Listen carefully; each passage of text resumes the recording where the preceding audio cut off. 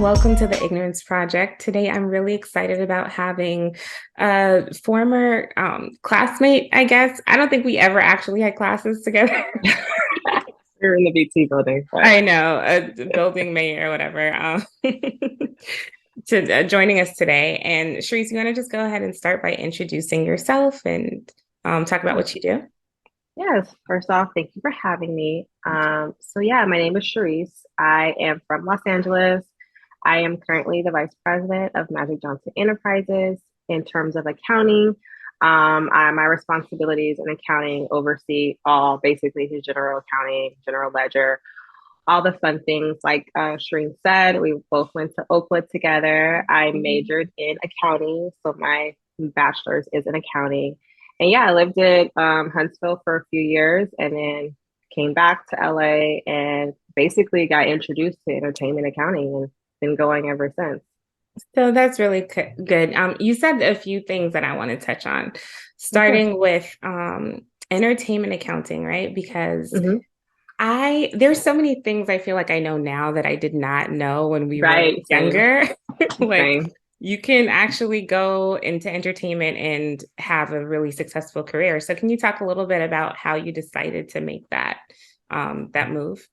Yeah, sure. So, like you, I didn't wasn't aware of the sectors I can go in Yeah. accounting. I kind of just knew, do accounting, and you Mhm. kind of have this idea of what an accountant is.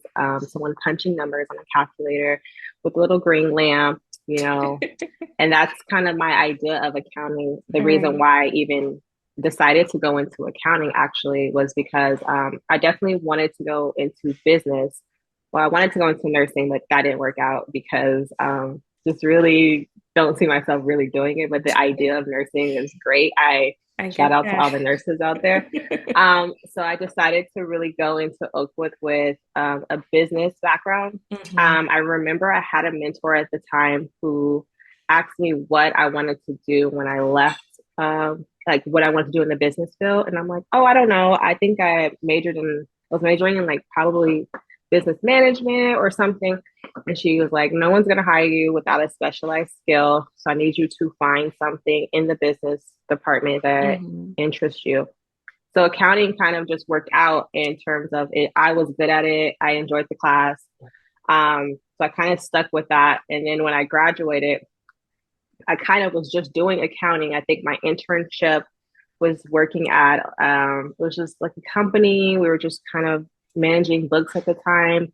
And when I moved back to LA, you live in LA, so really entertainment in Mhm. itself is such a mecca. So ideally, I didn't even know. It kind of picked me. I really kind of didn't even pick entertainment Yeah. accounting. My first job that called me to interview was an entertainment firm.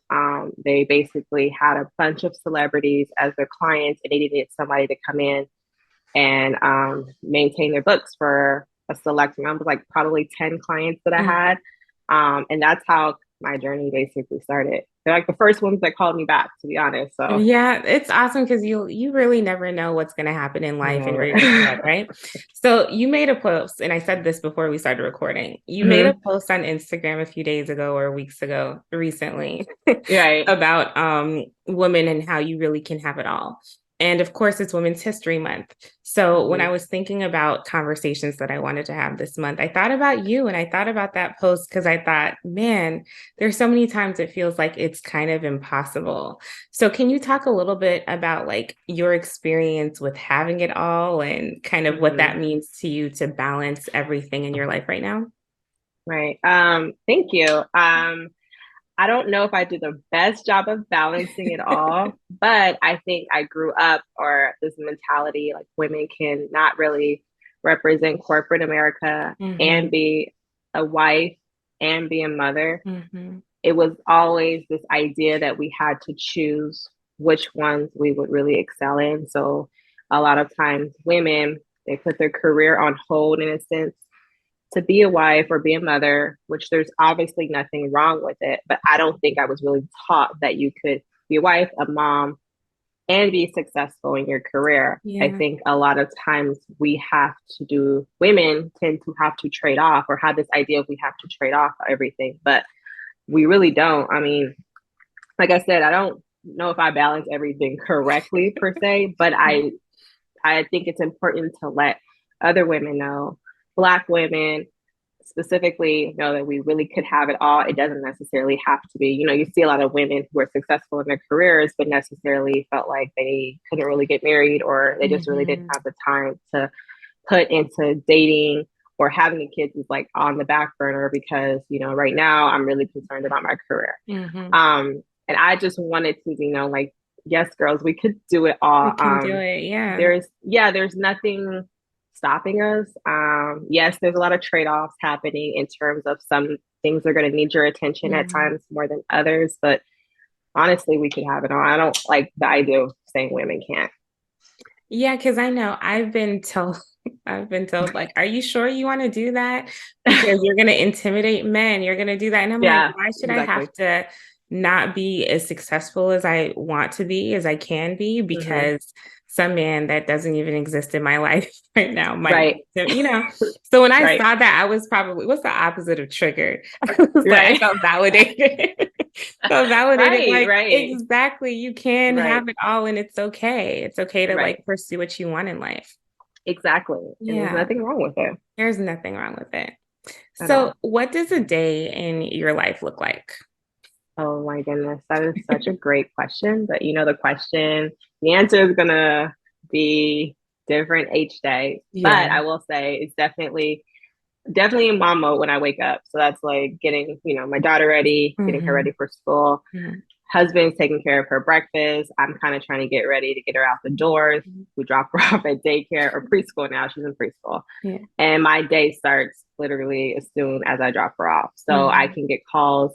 Actually, Friday, getting calls at like 6 a.m. because some of the people we work with are in New York, for instance. And so I'm in obviously Los Angeles. So 6 a.m. to me, obviously 9 a.m. to them. Yeah. They're ready to start their day. So it could start as early as 7:30. I usually get in the office, physically in the office at 8:30 a.m. and I really kind of start whatever Mr. Johnson has. So I have kind of like a basic what I do each day. I definitely oversee all his accounts payable, meaning I deal with all his vendors, personal business, house bills, office bills, whatever that is. Hmm.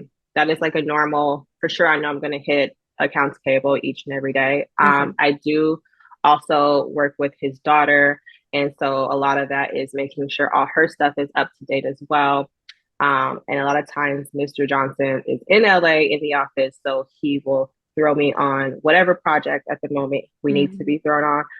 So that's when I say some days, I'm thrown into whatever he has me working on. And other days, I'm actually doing accounting work. So I'm going through the ledger, prepping for tax, depending on what time of the year it is. We're Right. prepping for like the tax department to take over his taxes and prep it. So I have to make sure like the general ledger is clean. I have to make sure his intercompany transactions are done. I have to make sure it's a euro account, it's reconciled. Like all his reconciliations have to be done in a timely manner. And you're dealing with vendors all the time, Hmm. so Hmm. you're basically talking to everyone. Everyone needs money. Everyone needs a check. We need to get W-9s from people. So it could really range from kind of a chill day to a very extremely like some days I go in thinking I'm going to have a list of things that's going to happen. And that's more my personality and how I Right. organize things in my brain. And he'll call me and say, hey, I need you to work on this, or can you jump in my office so we can go over this? So it honestly depends on the day. Hmm. So Hmm. I that's a understand. general idea. I didn't think that there would be a great, like, straightforward answer. Yeah. So I figured.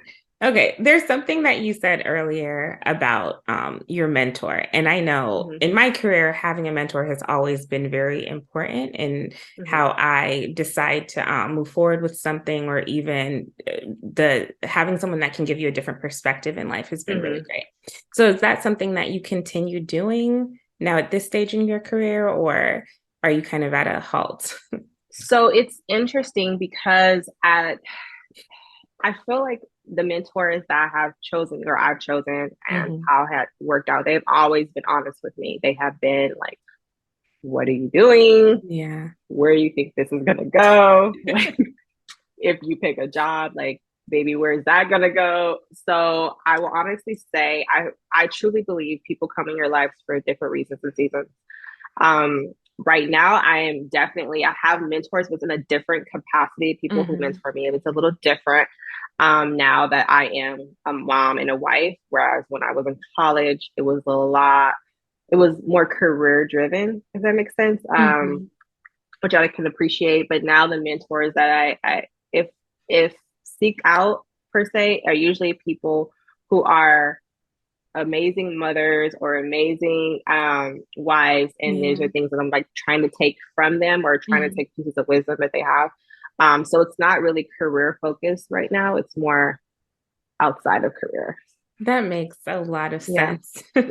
And then that brings me to another thing, because of course you have your career, but Hmm. like you're saying, being a mom is a job, being a wife is a Right. job, right? How do you stay balanced with everything that you have to balance and with your, I guess, responsibilities? Right. That is a great question. But I can always say stuff is going to be on a trade off. So a Mm, lot of times, if I'm at work, there have been times I've been at work in the middle. I know we're going to have a meeting coming up, and I get a call from preschool, like, Ryan has a fever, she's not mm, feeling great, or whatever. At that point, like, one thing that's priority is being a mom. So whatever I have on the table, that is the number one priority. mhm. And luckily, Mr. Johnson, he is all about family and taking care of family. So it's never, if I'm leaving work or whatever, he's always like, no, that's priority. So I'm very blessed to work with someone who understands like family is first in a sense. However, if she's like sick the next day, I got to get to work. So luckily, my husband will watch her. But I will honestly say, me and him have the same. We have the same goals in life. Mhm. So a lot of it is a lot of support I get from him because I honestly couldn't do any of this by myself. I have a great support system. So Mhm. a husband, who sometimes is like, I can't come home every night and just cook a meal after I get off and do all these things that, Yeah. maybe some men want, and that's fine. But, in a discussion me and my husband have, he knows I have goals. We both have goals. So at this point, we have to support each other in whatever area. So there's sometimes that I don't really think I'm being a present partner Mhm. at times, a present wife, or maybe not as a present mom, but or present employee, like, I mean, you're always trying to balance the Mhm. best way you can. But when I'm with my daughter, like, I'm with her, I'm present with her. When I'm with my husband, I'm present. Like, end of the year is very busy for accountants. Yeah. Tax time is very busy, but end of the year for me is the most stressful time of the year. And I'm working like nonstop, and like my family knows that. So after the time is up and Mr. Johnson gives us a lot of time off, Mhm. we're taking trips or doing something. But a lot of it came with, me not having to physically be in the house because I'm working. Right. And I love that you talked about your support system because it's so Yeah. hard to ask for help or Yeah. even admit, like, hey, I need to take care of this. Right. So Right. I think that's a really important thing to Mm-hmm. add. As we were leading up to this discussion, I started looking up some facts about women and women leaders. And the thing that I Mm-hmm. found most interesting is because of course women we make up about half the country Right. when we're looking at the United States of America. Right. And the Harvard Business Review did some research around women leadership. And it shows that women really are better leaders. Like when you look at the performance scores, the employee engagement scores of people that have female leaders, they tend to be Uh-huh. higher, slightly higher than Right. ones that have male leaders for both men and women. Mm. So, Very interesting. isn't that interesting? Because there's so many like tropes that come with being a female. There's so many times Right. you're told females are overly emotional or whatever. But Mm-hmm. I know in my Mm-hmm. experience, I've loved the female leaders that I've had. Mm-hmm. And there's been like a difference with the ability to report to someone that can lead from an emotional standpoint, even Mm-hmm. like have a little bit more understanding and really kind of sit and listen instead of being hyper focused on goals. So, of course, I've had both experiences with men and women Right. being leaders, but I do see that difference. So, with you being a leader, is that something that you find when you're leading your employees? Right. So I think the most important part is, like you said, like, I tend to be on the more emotional side, and that's Yeah. something that I definitely am working on. But I think that it's so important with women in these leadership roles or any type of leadership roles to never Mm-hmm. forget just the focus that we have to have for each other and like pulling each other up. Like I've had amazing just bosses in general who are women who are just phenomenal, and their responsibility is to really make sure that other women are in these rooms because, to be quite honest, as we all know, women aren't in a lot of these executive roles. Yeah. And so for me, it's very shocking to hear that because I always joke like women, we can really bounce like 10 balls in our hands at one time. And it's like a joke, but it's very serious. It's So, really like I serious. very Yeah. much can multitask like no other. And so when Mm-hmm. I ask other people to do it and they're like, guys like, oh, well, you want me to do this and this? And I'm like, yeah, it's two things. Whereas like in my head, I can do it like 10 things at one time. So it's very interesting. I'm not even surprised by that, to be quite honest with the You're right. statistic, because it's like we can really It do made just about sense. And I'm anything. like, ah, I Just get that. about. Okay, that's cool. Hilarious. So, knowing what you know now, what advice would you give to your younger self? Or would you even advise your younger self? Because, sometimes it takes your experience to be where you are now. Right. Great question. I definitely would advise my younger self because I Hmm. felt like I stressed out on if things were going to work out in terms of, my career or whatever, and specifically just what I was doing. I personally didn't see a lot of just Black accountants, women loving Yeah. their career and, being like, great. I didn't see a lot of that. I think I saw like two professors that were women as Hmm. accountants, but you don't really see that or see how much but well, I'm not gonna lie, you see the glamorous part of it, but it's a lot of work. But I never really saw the Hmm. options of doing that. So I really would tell myself not to stress out because all I really wanted, was my career, a family, a husband, like all these things Hmm. I wanted. And at times I never knew how it was going to form. But like I'm really much a believer in God, and he just really does, he really does it all. So for Yeah. me, truly believing in God and truly having faith, like I have to understand, like my younger self, I really thought I had to put everything, all the pieces together. And I just feel like you need to really work hard. I remember the first job I had in Los Angeles at the entertainment firm. The guy at the time, he was one of the partners, and he always used to say, you do the work first, and everything Hmm. else comes. Like the Hmm. titles come, the money comes, but you do the work first. And one thing about Mr. Johnson, he really expects his employees to excel and be amazing and great. Hmm. And he sees everything. So a lot of Hmm. hard work things that you think are getting, like he doesn't see, or a lot of times, you're working all this and you're like, people aren't even going to care. But Yeah. I really, really have to tell my younger self, I wish I could have, like, girl, you'll be fine. Because I used to work so hard and worry so much about is it even going to pay off? When the reality of it is, hard work does pay off. Like it definitely does. That's a great point. Calm down, Yeah, basically. like calm down. I know. Man, yeah, I do wish I could tell my younger self that. Like, Right, it's not that deep. It's gonna be okay. right, Yeah. right. Even in Hmm. college, I mean, I could have Yeah. used that sometime. Girl, I was stressed for no reason so many days, like freaking out. Oh my gosh. Thank you. Exactly. I got so excited about talking with you. I forgot to ask you, what does the foundation do? The foundation, Magic Johnson Foundation. Yes. So I am part of Magic Johnson Enterprises. Hmm. So under that umbrella is all his entities. Okay. So that includes foundation. Okay.